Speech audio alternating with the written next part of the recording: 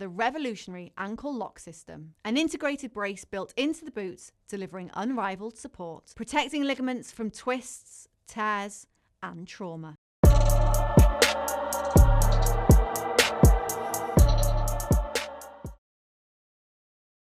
Matt Lenihan for Boxing Social in association with Empire Fight Store, our kings, Mr. I will fight anybody, anytime, any place.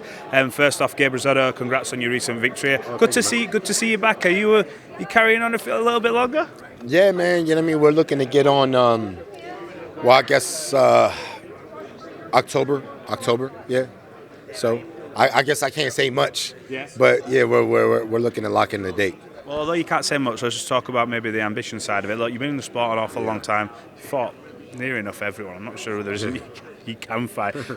What's this about for you? Is it the love of the game? You've obviously got a successful podcast out now, and you're everywhere. You know, you're more on the, I want to say, the analyst side of things. People come to you, and you do the shows. What's it about for you? Is it the love? Yeah, man. You know what I'm saying? I still feel passionate about the sport, man, and I feel like, I still got some in the tank left, man, where I could make a nice little run. Yeah. I'm going to say, looked at the last fight, looks like you still got a bit left. Look, let's just dive straight into this. There's a main event which I think if this was any other fighter, people wouldn't be talking about this maybe the same. Canelo, obviously, dominant champion at this weight. Terence Crawford, pound for pound, in a lot of people's eyes, number one. Yeah. But he's making the weight jump. We saw him 154 against, I think, a very underrated fighter in Madrimov. Yeah. When he's on it, great fighter, but he got the job done. He goes up a level again. I spoke to Antonio Tarver and said, the skills really pay the bills, or does a good big man beat a good little man? What's your thoughts? Listen, I think it's a great fight. It's a great matchup. Obviously, size makes a difference in the sense of they're both the same height and same weight, but Canelo has absorbed that certain weight class. I mean, even going up to 75, where, Crawford hasn't been in there with someone wearing 10-ounce gloves that size.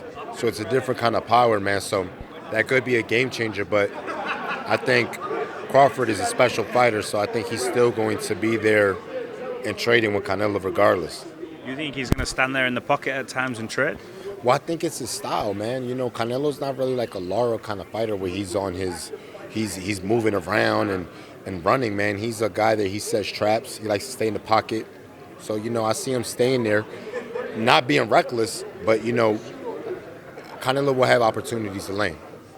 I spoke to a lot of people, and I'm sort of a bit mixed on this because I feel it's hard to compare eras, and I feel it's a bit unfair because you can only fight who's in that era, and then if you're the best of that era, you get compared to the golden days of your Sugar Rays. Yeah. But a lot of people are saying if Terence Crawford beats Canelo Alvarez, no matter how, as long as it's a clean victory, that he's potentially the greatest of all time. Where do you stand on that? Because as Antonio Tarver said it, a few others have said it, people in the boxing media have said no, they believe he is, but do you put him in a Mount Rushmore conversation? Is he in the talk? What's your thoughts? I wouldn't say the greatest of all time, but I would say definitely one of boxing's pound for pound greats. I mean, there's a lot of GOATs out there, man. To me is Roberto Duran and those guys, man. So Sugar Ray Leonard. So I couldn't put Crawford above those guys, even if he won. I couldn't even put Canelo over those guys. So, but I think it's different eras, man. So, those guys were great in their time, and Canelo and Crawford are great in their time. How hard is it when everyone always does this, the Mount Rushmore of boxing? And I just think there's so many good fighters. And I suppose it opens debate and conversation, and it's what you like, but there's an argument. He goes into that category of a Mayweather, a Pacquiao, and, you mentioned the Sugar Ray Leonards, the Marvin Haglers, the Roberto Durans. Does this... Obviously, he's got his legacy, I feel, quite secured anyway for what he's achieved. Whether the resume stacks up to what other people are pleased with doesn't really matter. But does he jump into that talk? Crawford? Yeah, man, definitely. You know what I'm saying? Because, it's a fight where he's the dog, moving up multiple weight classes. So, definitely, man, he puts himself in that list. Mm-hmm. He definitely belongs with one of the greats, in boxing. But, to say he's the number one, I couldn't do that. Do you think we ever see a scenario if Canelo wins this that we get the Benavidez fight? I don't know, man. I think Would you like to still see that? I would like to see that fight, man. But I think Canelo's just on a different route. I don't think he's really interested in that fight. And it is what it is, man. But I think it's a great fight. Benavidez has been calling him out for years, man. But Canelo's in a position where he can pick and choose. And look, man, we can't really even be talking about what's next for Canelo because he's hypothetically, because really this is a tough fight. Boxing at the minute, we're seeing, I think someone said it's the money era, and all these great fighters, yourself, look, you've transcended across different eras, and I feel like almost now the eyes are on the prize rather than maybe legacy and belts, and we're seeing all sorts of things happen. I want to get your opinion on it, whatever it is. Jake Paul, Gervonta, Tank Davis. What do you make of it? Because I can imagine when someone's saying, well, we want to see this fight, that fight, if someone's offering that money, it's forever money. It's FU money, isn't it? I ain't mad at Tank. He doing what he's supposed to do. Get that bag, get that money. At the end of the day, when it's all said and done, no one cares about your health. No one cares about your kids. No one cares about your wife.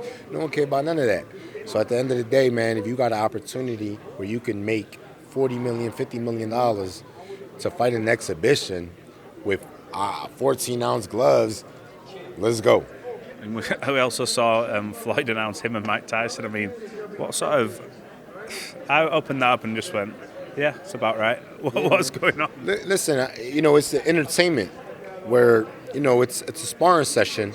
And in sparring sessions, people get hurt in sparring sessions. So it's not like it's just like whatever, it's a sparring session. But, man, it's entertainment. It's the entertainment factor.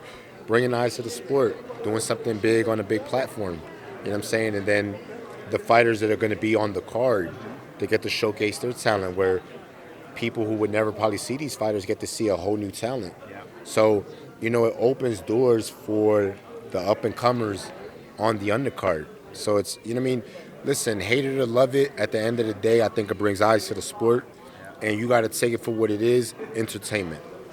Last one from me. What's the one fight in boxing? Obviously, we're getting this on Saturday. But what's the one fight in boxing you as a fan, like Gabe Rosado, would tune in, stay up till 4 a.m., make sure you have to see that fight? You're the promoter, you can make it. What do you want to see? A fight I would like to see. Or two if you've got a few. Yeah, I'll say two. Shakur and Tank. That's one for me. We have to see that. I would love to see that fight, Shakur and Tank, and then Bam and Inoue.